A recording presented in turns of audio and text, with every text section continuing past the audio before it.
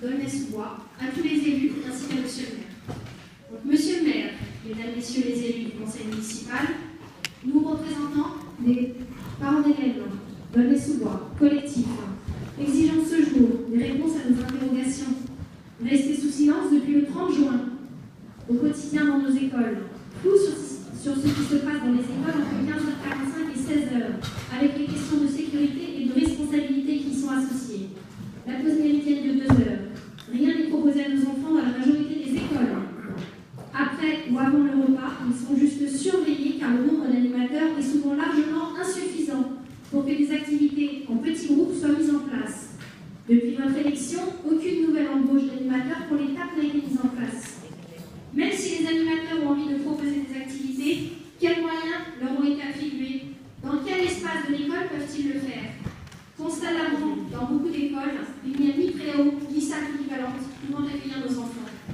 Nous regrettons le manque, voire l'absence de concertation entre le service des activités périscolaires de la mairie et la communauté éducative. Comment construire un projet éducatif à hauteur de notre ville quand on ne rassemble pas les acteurs concernés, quand on est sourd face aux inquiétudes exprimées?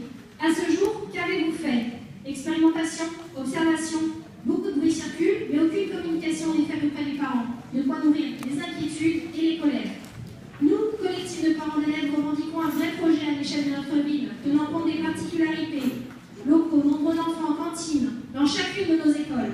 Nous voulons des animateurs formés, ou au minimum accompagnés pour s'occuper de nos enfants, des référents identifiés et joignables pour chaque école. Monsieur le maire, mesdames et messieurs les élus, n'oubliez pas que l'enjeu qui a prévalu au Parlement pour que la loi de refondation de l'école soit votée, c'est la réussite de tous nos enfants.